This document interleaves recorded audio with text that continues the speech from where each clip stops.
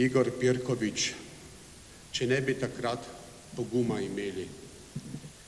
Če ne bi takrat poguma imeli in src, ki so bila v ritmu Zdravljice, morda bi še danes po njej hrepeneli in še bi tičali v gnezdu krivice. Edinosti šli takrat smo naproti in ni bilo vojske in ni bilo sile, ki bi nam prekrižala sanje na poti, sanje, ki so se takrat nam zgodile. Bili so močnejši, a niso zdržali, saj ni bilo sonca na njihovi strani. Imeli so vest, ki je niso oprali, mi pa imeli smo zvezde na dlani. Hvala vam tistim, ki za domovino življenje ste dali, da mi bi živeli. Le kdo bi razlagal nam zdaj zgodovino, če ne bi takrat poguma imeli? In kje si danes domovina? Kam si se napotila, domovina? Se morda danes sprašujejo karantenski knezi in pisci bližinskih spomenikov skupaj s Trubarjem, Slomškom, Prešernom, Cankarjem, Pavčkom, Šeligom, Rebulo, Pahorjem. Bomo tvegali in tudi mi nekoč kot Miklo Vazala ali Lepa Vida žalovali za domovino, ali pa se morda kot izbirčna Urška prepustili strastnemu objemu očarljivega zapeljivca in se skupaj z njima predali vrtoglavemu plesu ter izginotju v temnih valovih deroče reke? Med pisanjem teh vrstic, pravi Silvester Gaberšček, mi v ušesih odzvanja ganljivo petje sužnjev iz Verdijeve opere Nabuko, da podoživljam pevce zbora, ko pred porušenimi sionskimi zidovi žalujejo za izgubljeno domovino nekdanje svobode ter pozivajo zlato harfo vsevednih prerokov, da bi v njih ponovno obudila svoj zven milih zvokov in bi vsem trpečim navdihnila novih moči.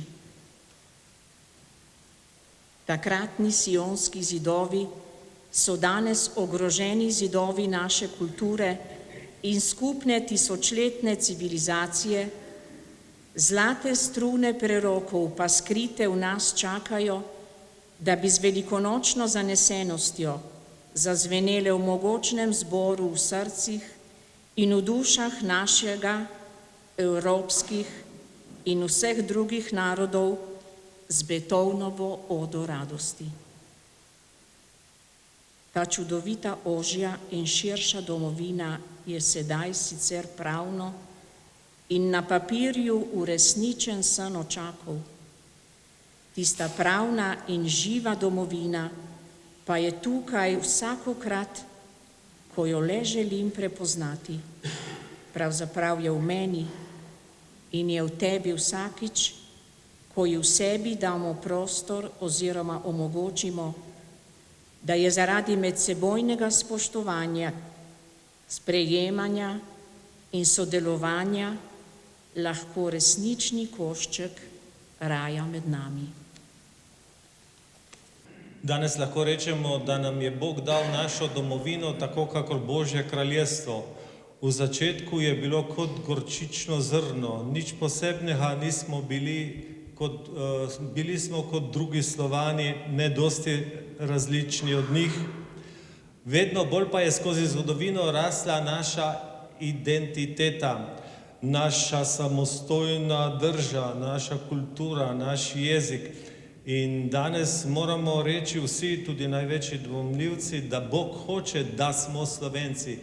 Take nas je ustvaril, dal nam je to kulturo, dal nam je ta jezik, te pesnike, te zgodovinarje, te državnotvorce, te dobrodelneže in marsiše kaj drugega nam je Bog dal. Mnogi drugi narodi so hrepeneli, pa niso prejeli. Mi smo pa prejeli. Kako pa zdaj to ocenimo, se vprašamo pred to sveto mašo.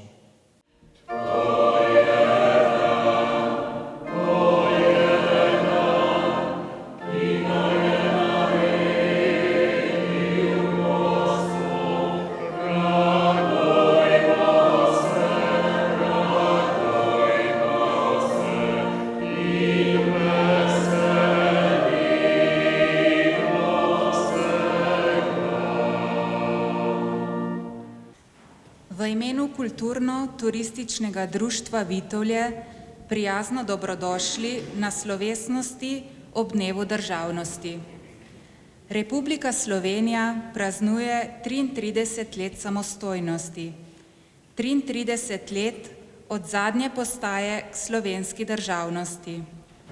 Država pa ni le prostor tam nekje, temveč je del večjega občestva, ki mu pravimo mednarodna skupnost. In njen polnopravni del je od svoje osamosvojitve tudi naša država. Osamosvojitev Slovenije je bila s strani mednarodne skupnosti sprva deležna nekolikšne zadržanosti, a kmalu so dejanja, katerih skupni imenovalec je bila enotnost slovenskega naroda, širšemu okolju pokazala, da mislimo resno. In prav tisti čas, ko je v Ljubljani prvič zaplapolala 13,5 metra dolga slovenska zastava, smo neodvisnost naše države proslavili tudi v Vitovskem društvu. Točno na tem mestu, kjer stojimo danes.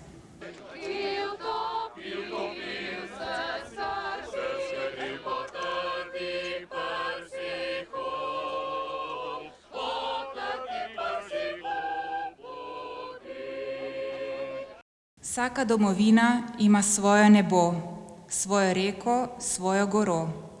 Vsaka domovina ima svojo besedo. Kdor jo razume, ve, tu sem doma. S temi verzi je pred davnimi leti slovenska mladinska pesnica Milena Batič orisala, kaj ji pomeni domovina. Tudi naša država ima svoje nebo, svoje reke in gore ter svoj jezik. Na dan, ko se spominjamo rojstva svoje države, namenimo nekaj pozornosti tudi jubileju Slovenske matice, ki prav letos praznuje 160-letnico delovanja. Po zaslugi te pomembne ustanove je slovenski jezik našel mesto tudi v strokovnem znanstvenem izrazju in leposlovju. Veliko je pesmi o Sloveniji in slovenskem jeziku. Ena izmed lepših nosi naslov Slovenec biti od Toneta Kuntnerja. Slovenec biti, slovensko ljubiti in pravzaprav nerazložljiva stvar, ker je to stvar srca in biti. Slovenec biti ni drugega, kakor slovensko misliti, slovensko peti in govoriti, slovensko ljubiti. Pa s srcem čutiti slovenski svet, hiše, gozdove, polja, ljudi, tako čutiti, da ne moreš biti brez njih. Pa to ni tako, kakor jesti in piti. Ne moreš preveč ne ljubiti, ne biti. Izredno smo veseli in počaščeni, da se je našemu vabilu danes odzval gospod Klemen Jaklič, ki ga na Vitovski hrib veže poseben spomin, saj se je pred leti prav tukaj poročil. Je dvojni doktor, ustavni sodnik Republike Slovenije ter visokošolski predavatelj ustavnega prava in človekovih pravic. O tem, kako se je v njem rodila ljubezen do prava, je v enem od intervjujev dejal takole. V času nastajanja slovenske države sem bil v najstniških letih in v naši družini se je veliko govorilo o temah tesno povezanih s pravom. Po eni strani o totalitarizmu in nesrečni slovenski zgodovini, po drugi pa o demokraciji, človekovih pravicah, pravni državi ter zgodovinskih sanjah Slovenk in Slovencev. Da bi živeli v samostojni državi in skozi njo vse to uresničili. Vabim vas, da z nami podelite svoje misli. Vse najboljše, Vitovle, vse najboljše, Slovenija. Spoštovani, prisrčna hvala Počaščen sem, da lahko danes z vami delim nekaj misli o dnevu državnosti, o slovenski državi. Prav na tem kraju, na tem mestu, kjer sem pred 15 leti že stal. Prav lepa hvala, da ste se spomnili na to.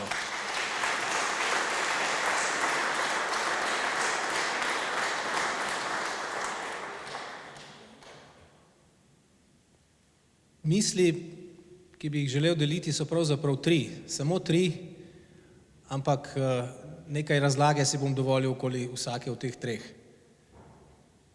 Najprej bom razmišljal o tem, kaj sploh pomeni ustanoviti državo, demokratično državo. To je tisto, kar se je zgodilo pred 33 leti. Seveda razmišljal bom iz svojega strokovnega vidika, iz vidika ustavnosti in teorije, ideje o državi.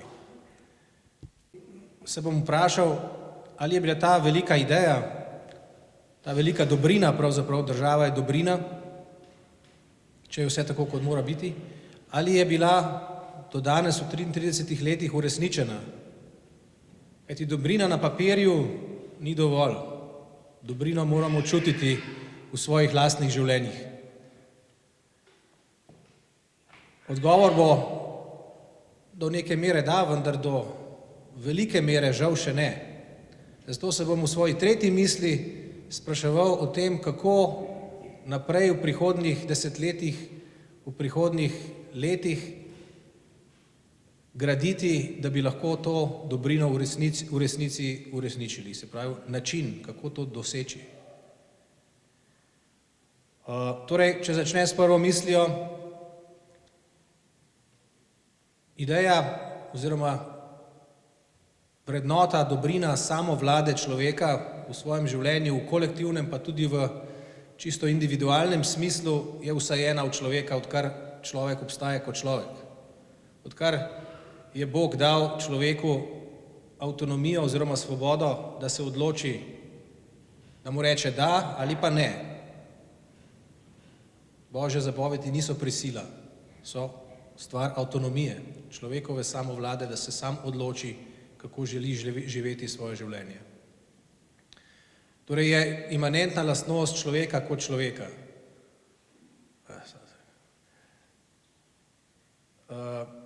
In ta občutek, to zavedanje je vseeno vsakega. Zato nismo prvi, ki smo se pred 33 leti borili za ustanovitev te ideje, tudi med nami. Kot vemo, že iz zgodovine prvi zapisi o tem so iz antične Grčije, iz Aten, kjer so se sredi tiranskega sveta, kjer je človek pravzaprav zatiral drugega, ga izkoriščal na najbolj krute možne načine, preko suženjstva, kjer se je počasi rodila atenska demokracija, ideja samovlade v človekovem življenju. Trajala ni prav dolgo, tako kot vsaka prva stvar je zažarela, kot luč je zažarela in potem kmalu usahnila. Bila je prešibka v tistem času. Sledilo je več kot 1000 let starih vzorcev prevlade sile, fizične sile nad to plemenito idejo človekove samovlade. Namreč človeka ne samo enega, ampak vsakogar pravzaprav. Vsak od nas, že zato, ker je človek, ima to pravico vsajeno vase. In greh in zločin je zlorabiti to pravico za svoj interes in na račun te pravice drugega. No, po antični Grčiji vemo, da se je vse do italijanskih republik in francoske revolucije ta ideja, ta vrednota, ta dobrina pojavljala le sporadično tu in tam. Pri kakšnih ljudstvih, ki niso imeli nad seboj jarma fizične sile. In to je bilo ravno po zapisih, po pričevanjih tudi pri nas, naših karantanskih prednikih. Takrat sredi sveta, ki samovlade ni poznal, ker je poznal silo, izkoriščanje eden drugega, močnejšega nad šibkejšim, so v karantanskih plemenih uresničevali to idejo, da oblast izhaja od spodaj navzgor, od ljudi in je enaka za vsakogar, ter da jo izvoljeni predstavnik, ki so ga posadili na knežji kamen, izvaja za vse na pošten način, za vse enako. Seveda tudi karantanska demokracija oziroma samovlada ni mogla dolgo trajati, prešibki smo bili in okoli nas je bil svet povsem drugačen. Vodil je pravzaprav vse bolj v absolutistično državo. Znova je ta ideja, ker je vsajena v človeka, ker jo vsi poznamo, ker vsi čutimo, da je prava, vedno znova prodirala in prodirala in tako se je pojavljala v italijanskih republikah, kjer so si svoje vodstvo svobodni meščani želeli izvoliti sami, ampak tudi tam ni dolgo trajalo. Imamo zapise iz zgodovine, ki pričajo o tem, kako so dobrine samovlade, ki so več desetletij zelo dobro uspevale, prinašale svobodo v človeška življenja, kmalu zatem usahnile, prinesle prepir, vzporedne vladavine, ki so se med seboj borile za oblast in začele izkoriščati eno skupino napram drugi in tako naprej. Stara zgodba. Dokler ni prišlo do velikega preobrata v francoski revoluciji, ko je sama sredi absolutistične monarhije, ki je bila seveda zavarovana s silo, z vojsko, izbruhnila revolucija in prinesla to idejo ponovno na plano. Kajti ta ideja ne bo šla stran iz človeške zgodovine, iz človeške civilizacije, ker je, kot rečeno, preveč globoko vsajena v naš človeški občutek, da je prava, da je resnična, da je tista, za katero se je vredno boriti. No in v francoski revoluciji je prodrla na raven celotne teritorialne države. Pravi čudež. Takrat so pisci, pa še predtem, tisti, ki so se s tem ukvarjali, med njimi Tomaš Akvinski, izjemni misleci, trdili, da demokracija ni mogoča, razen morda zgolj v okviru majhnih mestnih državic, pa še to le za nekaj časa.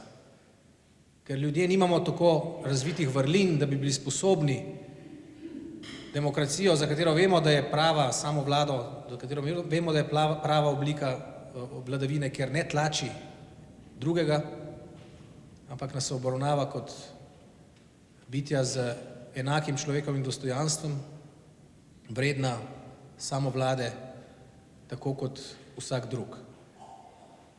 No in takrat, to so bila mnenja piscev, da demokracija pač ni mogoča, je preveč idealističen sistem, ampak v francoski revoluciji se je ta ideja razmahnila na celotno teritorialno državo. Pa tudi tam ni uspevala prav dolgo. Vemo, kaj je sledilo francoski revoluciji, Napoleon, ponovno zatrtje strani absolutistične oblasti od zgoraj navzdol, namesto od spodaj navzgor. Ideja pa je tako močna, da je pravzaprav preplavala ocean in da se je 2 leti po francoski revoluciji začela razvijati v svobodnem svetu, kot pravijo, v Ameriki. Tam je pravzaprav prvič našla svojo domovinsko pravico v ustavi demokratične države. V svojo prvo ustavo iz konca 18. stoletja so Združene države zapisale, da oblast izhaja od ljudi in da je za ljudi. Seveda to je bilo na deklaratorni ravni, sredi sužnje lastniškega reda in v sistemu, kjer ženske niso imele volilne pravice in kjer tisti, ki niso imeli zemlje in niso plačevali davkov, niso imeli volilne pravice. Se pravi, na deklaratorni ravni je neka država prvič razglasila samovlado kot obliko vladavine na svojem ozemlju. Ampak to je bil razmah, pravzaprav, ki je pomenil začetek pohoda te dobrine skozi človeško civilizacijo, skozi celoten svet. Od tam se je kasneje širil nazaj na Evropo in tako naprej, dokler ni pred 33 leti ponovno obiskala ta ideja tudi deželice, kjer je nekoč že bivala, vsaj začasno, med karantanskimi plemeni. No in to se je zgodilo pred 33 leti. Ne zgolj to, da smo Slovenci dobili svojo lastno državo, to tudi seveda. In to je samo po sebi velikanska stvar. ampak tudi to, da je ta civilizacijska dobrina, ta civilizacijski dosežek, ki je dosežek različnih narodov, različnih obdobjih, je dosežek človeške zgodovine, se do neke mere, vsaj na deklaratorni ravni, uresničil tudi na slovenskih tleh. To je resnično velika stvar.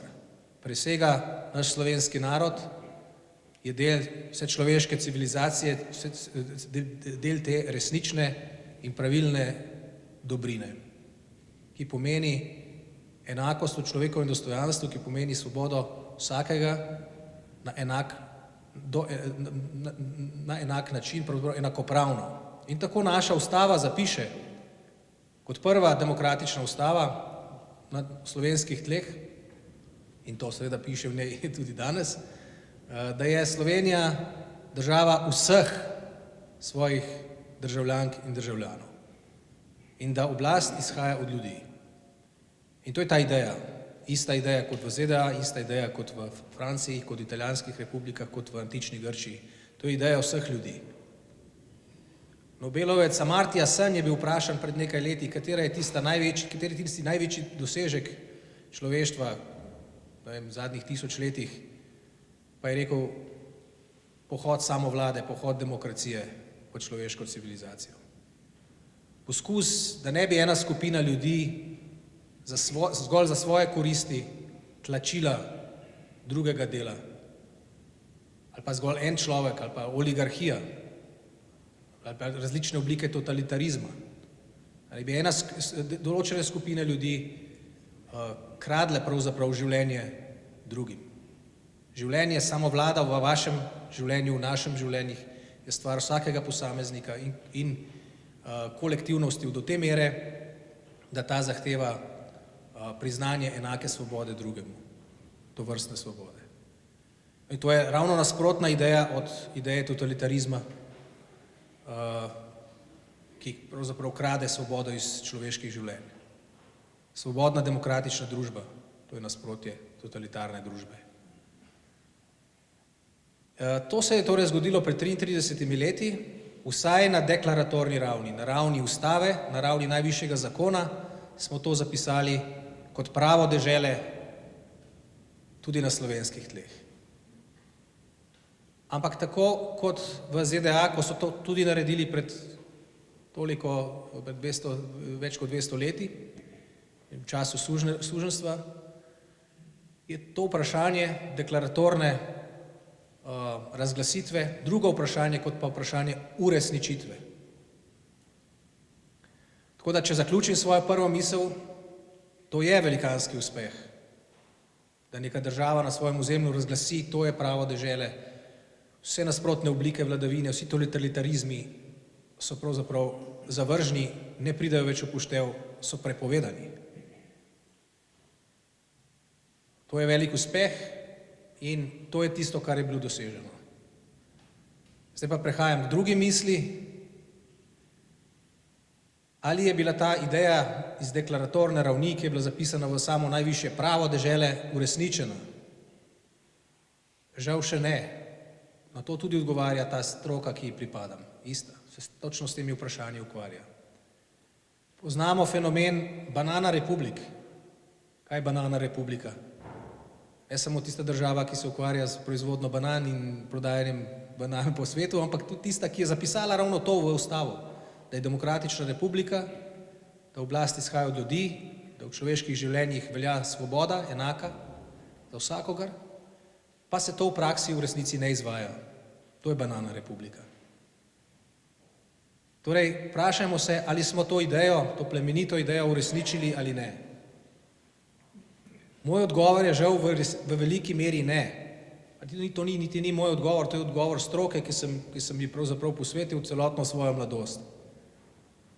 Ta stroka namreč pravi, za uresničitev te ideje ni dovolj, da se zapiše nekaj na papir, ampak morajo biti izpolnjeni določeni predpogoji uresničene države. Država je, ampak demokratična pa še ni. Eden od predpogojev je pluralnost medijske krajine, enak dostop do tistih megafonov, s katerimi nagovarjate volivke in volivce, kot politik, kot političarka. Če ima v rokah eden megafon, ki seže po celotni deželi, drugi pa nek megafonček, ki seže do sosednje vasi, nikoli ne bo imel enake možnosti v tej samovladi. Rezultat bo v tem, da bodo izvoljeni predstavniki, ki v resnici v demokraciji sploh ne bi bili izvoljeni. Da sprejemajo zakone, to je, dodeljujejo pravice vam, nam, vsem, ki sploh niso tiste pravice, ki bi jih želeli. To se pravi, oblast ne prihaja od ljudi. Pluralnost medijske krajine v Sloveniji ni uresničena, žal. Tisti, ki se borijo za oblast, vedo, da je to vzvod oblasti, da je to tisto, kar jih lahko popelje na oblast in tisto, kar jih lahko odpelje z oblasti. Zato svoje kremplje stegujejo po tem vzvodu. Dokler v Sloveniji nimamo pluralne medijske krajine, tako pravi ustavno-pravna stroka, nimamo pravzaprav države. Nam vladajo tisti drugi, ki sicer ne bi bilo na oblasti in nas pravzaprav enako kot v prejšnjih sistemih tlačijo druge. Po imenu se imenuje demokracija sistem, v resnici pa to ni. Pa morda, če bi šlo zgolj za medije, bi se stvari še dalo urediti na relativno lahek način, ampak gre tudi za vse druge inštitucije. Šolstvo, kaj je šolstvo z vidika ustavnega prava? Šolstvo, vključno z visokim šolstvom, vključno z srednjim, osnovnim šolstvom in tako naprej, je z vidika ustavnega prava, z vidika volitev, nič drugega kot zelo močan megafon, kot medij. Dokler šolstvo, vključno z visokim šolstvom, ni pluralizirano, prav tako ne moreš trditi, da imaš demokratično državo. Da jo imaš že uresničeno. Na deklaratorni ravni jo imaš, uresničene je pa nimaš. Naprej, dokler imaš inštitucije, ki jih voli ta večina, ki je izvoljena na volitvah, ki to pravzaprav, na demokratičnih volitvah, ki to niso, dokler imaš inštitucije, ki naj bi bile neodvisne, pa to niso, toliko časa tudi nimaš uresničene demokratične države. Pa naj bodo to inštitucije pregona, naj bodo to inštitucije, ki upravljajo preiskave, naj bodo to inštitucije, ki sodijo, sodstvo, naj bo to inštitucija ustavnega sodišča. Večina kadrira na ta mesta. Tista večina, ki je izvoljena na podlagi volitev, ki niso bila izpeljana na podlagi enakih možnosti, z enakimi megafoni. Te inštitucije se potem tudi tako obnašajo. Inštitucije trdijo, da so neodvisne, v resnici pa se bojijo za svojo prihodnost, za svoj lastni naslednji mandat, predstavniki teh inštitucij. Zato delajo po nareku te iste večine. Na ustavnem sodišču sedim že kar nekaj let, opažam ta problem, predanost človekovi samovladi, predanost demokratičnosti, demokratičnemu ustavnemu pravu, tam ni na prvem mestu. To je že sistemsko tako, kot rečeno. Tisti, ki se sprašujejo za svoj dobrobit v prihodnje in niso tik pred upokojitvijo, razmišljajo tudi o sebi, o svojem položaju, kako naprej. Lahko govorijo o tem, da so neodvisni, to bodo vedno govorili, tudi v medijih, iz njihovih zapisov, iz njihovih odločitev, iz kontradiktornosti njihovih odločitev in iz njihovih lastnih zapisov o tem, koga podpirajo, ki slučajno tu in tam pricurljajo v javnost, pa imamo dokaze, da ne gre za predanost demokratičnemu idealu. Podobno je, kot rečeno, z drugimi inštitucijami. Vemo, kaj je treba popraviti za to, da bi nadaljevali to pot in jo pot neodvisnosti in neodvisne države in demokratične države in da bi jo uresničili. vemo, kaj je treba. Te predpogoje demokracije in še kar nekaj jih je potrebno uresničiti. To je primarna naloga države, primarna naloga politike, primarna naloga vseh nas, državljank in državljanov. In to je zaključek druge misli. To so predpogoji, vemo, kaj je treba storiti. Začetek tretje misli, kako to storiti. Tukaj je pa nekoliko težje, po mojem mnenju. Kako to storiti, kajti brez tega je ta prvi dosežek pred 33 leti samo prvi del zgodbe. Res da je izjemno pomemben, brez tega ni ničesar, to vemo iz zgodovine, ampak tudi s tem še nimaš demokratične države. Ta tretja misel, tretje vprašanje, kako to doseči, način, na katerega to doseči, ta je najbolj zagonetno vprašanje našega trenutnega časa. Pred 30 leti to ni bilo glavno vprašanje. Je bilo glavno vprašanje, kako postati samostojen. Prišlo je celo do vojne, kot ponavadi pride. V vseh teh primerih, ki sem jih omenjal skozi zgodovino, vključno s francosko revolucijo, vključno z ameriško revolucijo, je prišlo do krvavih vojn, da se je ta ideja vsaj na deklaratorni ustavni ravni vzpostavila. Ampak tudi tam so se borili skozi desetletja in tudi stoletja, da so stanje pripeljali bliže uresničitvi. To vprašanje uresničitve, vprašanje iz tretje misli je ravno tako težko kot to prvo vprašanje. Tako da zaključili tega projekta nikakor nismo in ga pravzaprav nikoli ne bomo se pa, če bo vse prav, asimptotsko približevali tej uresničitvi. In to je naša naloga. To je naloga prihodnjih rodov in naše generacije. Kako k temu pristopati? Vsakoga od teh sklopov je potrebno imati zase, ima svoje specifičnosti, svoje zakonitosti. Področje visokega šolstva, na primer, vem, da se Slovenska katoliška cerkev ukvarja s tem vprašanjem, vem, da razmišlja tudi o vzpostavitvi na neki točki slovenske univerze, katoliške univerze, morda v povezavi s kakšnimi močnimi univerzami v tujini, s kakšno podružnico, tako naprej. Vem, da je v tujini pomoč za to tudi finančna, tako da ne drži, da bi bil to prevelik zalogaj. To je recimo glede specifičnega vprašanja visokega šolstva.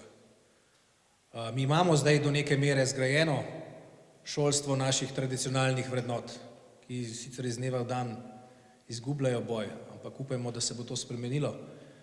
Potem pa recimo v Škofovih zavodih imamo dobro, odlično gimnazijo, pa tudi prej nekaj zasebnih osnovnih šol, tako da ta piramida se gradi, manjka nam vrh piramide, univerza. Ti naši ljudje, ki so izobraženi na teh šolah s tradicionalnimi vrednotami, potem pridejo na fakulteto za družbene vede ali pa na kakšno drugo, ali pa na pravno fakulteto, vse isto. In tam se počasi začne razkroj teh vrednot, ki smo jih gradili znotraj šolstva, kot zgolj enega od predpogojev delujoče, uresničene demokracije, uresničene samovlade. Do takrat ne bomo imeli enakih možnosti. Kristjani, vsi tisti, ki nasprotujemo oblastnim strukturam, ki so iste, ki so pravzaprav nasledstvene strukture starega režima, do takrat ne bomo imeli enakih možnosti. Do takrat bodo od nas grdo pisali, pa ne samo grdo pisali, izrinjali nas bodo iz vseh teh inštitucij. Jaz sem bil moralno neprimeren, ne samo v tem tednu, pa v preteklih 2 mesecih, moralno neprimeren že takrat, ko sem vložil kandidaturo za ustavnega sodnika. Že takrat so pisali, poimensko jih lahko naštejem, zakaj sem moralno neprimeren. Se po nekem čudežu vseeno mi je uspelo, redkemu, še kakšnemu mojemu kolegu, ampak mi nimamo mesta tam. Da se je potrebno do te mere zatreti, da ne bi slučajno nekdo, ki je nabral sodniške izkušnje na najvišjih stopnjah, slučajno bil kakšen kandidat za kakšne nadaljna mesta v sodniški monolitni sferi. To je eden od monopolov tako kot medijski, tudi sodniški, ki se je gradil skozi desetletja in desetletja in tja ne spustijo nikogar. Zato je treba preventivno koga preuničiti, zato da slučajno ne bi mogel priti in pomagati k demokratizaciji tudi tega predpogoja sodstva. Kar imamo v Sloveniji demokratično mislečih sodnikov, ki se si upajo izpostaviti, so pravzaprav tisti, ki so jim ušli skozi sito, ki so bili recimo predstavniki CK na sodišču, ampak zaradi svoje kariere, zato da je bil lahko nekdo izvoljen za vrhovnega sodnika. Potem pa, ko je prišlo do demokracije, na deklaratorni ravni do osamosvojitve, je pa pokazal svoj pravi obraz demokrata. To so redke izjeme, ki so jih spregledali. Tako da mi imamo državo, kjer imamo monolitne stebre, monopolne stebre. V taki državi ni svobode, ni enakosti. Je še vedno tisti stari princip, kjer ena skupina pravzaprav krade oblast iz življenj, samovlado iz življenj drugih. Za svojo korist, za svoj denar, za svoje privilegije in tako naprej. Nekateri to vidijo, nekateri so tako zaslepljeni od teh, da tega niti ne vidijo. Nekateri pa to vidijo, ampak zaradi svojega dobrega, zaradi pragmatizma sodelujejo s tem, zaradi svojih bodočih pozicij in tako naprej, preživetja. No, kar se tiče drugih sfer, kar se tiče sodstva, kako pluralizirati sodstvo, kar je tudi nujno, organe pregona, tožilstvo, preiskave in tako naprej. Ti organi bodo delovali, če niso pluralizirani v škodo političnih nasprotnikov in jih bojo neskončno preganjali. Ravno zato, da bi oblast ohranjali v rokah tistih, ki njih imenujejo. To je tako iz teorije in prakse ustavnega prava. Kako zdaj to preseči? Tu žal pri sodstvu sam kot sodnik nimam pravega odgovora. Kot tudi ne pri določenih drugih monopolnih zatečenih stanjih na drugih področjih, ki bi morala biti sproščena in pluralizirana, da bi lahko prišlo do uresničitve te naše ideje o samovladi, o samostojni državi, demokratični državi. Vem pa nekaj. Beseda, ki sem jo slišal prav iz teh krajev pred leti, beseda pravi, ni popuščanja. Ni popuščanja govori o tem, da če v to, o čemer govorim, verjamemo in demokrati, vsi demokrati v to verjamemo in človek kot človek, pošten človek v to verjame, zato ker je to res in edino pravično. Da se ne pusti, da ena skupina tlači drugo in tako naprej. Da je res, kar piše v naši ustavi, da je Slovenija država vseh njenih državljank in državljanov, vseh. In da izhaja od ljudi, ne pa od monopolnih elit. Potem nam ostane zaenkrat na teh področjih, kjer ni jasnih odgovorov, kako stvari urediti, zgolj ta spodbudna besedna zveza, ni popuščanja. Ni popuščanja zato, ker pravzaprav tisti, ki verjamemo v resnico in ker vemo, da moramo ravnati tako, kot nam veli resnica in moralni zakon, nimamo druge alternative. In ne smemo ravnati drugače, ne glede na posledice. To besedo sem kasneje slišal še na Štajerskem od poštenih Slovencev, klenih Slovencev, takšnih, kot ste vi tukaj v Vitovljah. Pa potem tudi na Dolenjskem, od Prekmurcev. In včasih dobim sporočilo na svoj telefon, ni popuščanja. Zaenkrat je to edini žarek upanja, edini moj odgovor, abstrakten, nekonkreten, nejasen, ampak edini odgovor na to tretje vprašanje, kako, na kakšen način na določenih monopolnih področjih stvari spremeniti na bolje.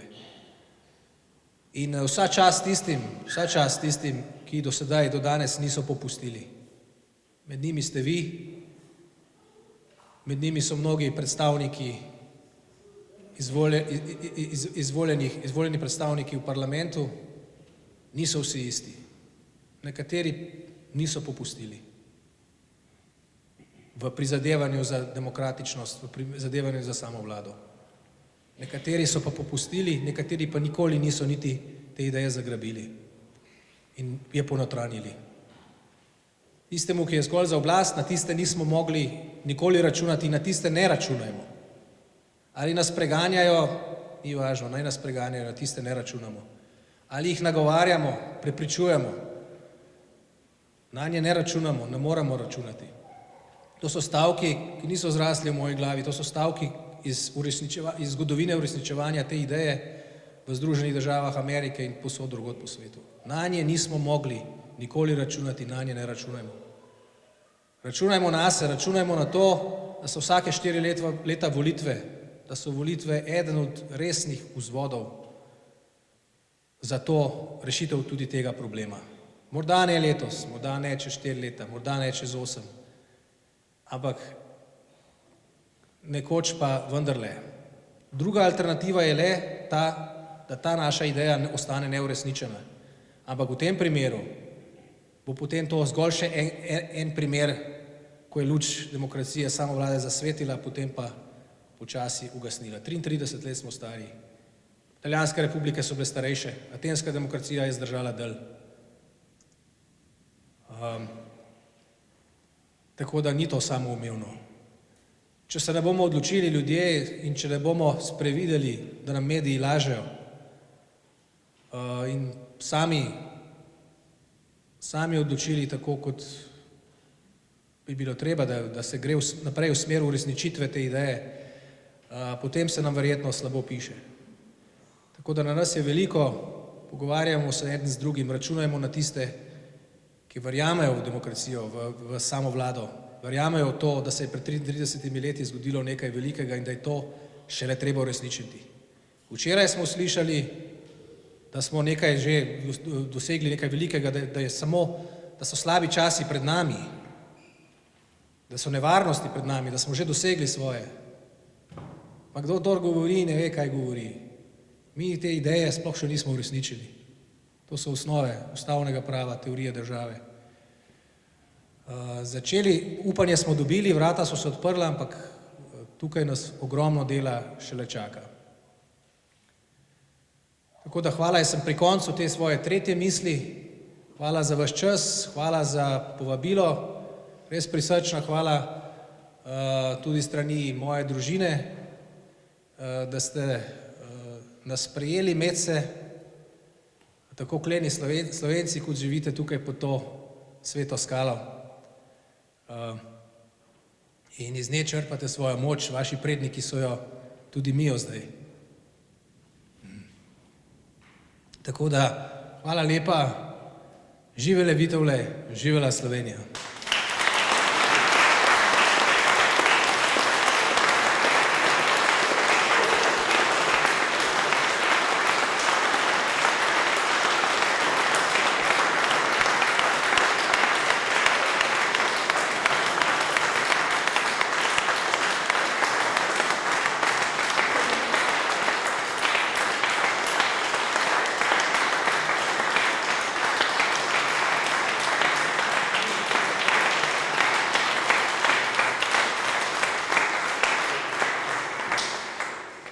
Gospod Jaklič, hvala za vaše besede. Dan potem, ko sta bili uradno razglašeni deklaracija o neodvisnosti Slovenije in temeljna ustavna listina o samostojnosti in neodvisnosti Slovenije, se je začela 10-dnevna osamosvojitvena vojna, v kateri pa je Slovenija ubranila neodvisnost. In danes lahko praznujemo, ker imamo kaj praznovati, ponos in močno voljo klenih Slovencev.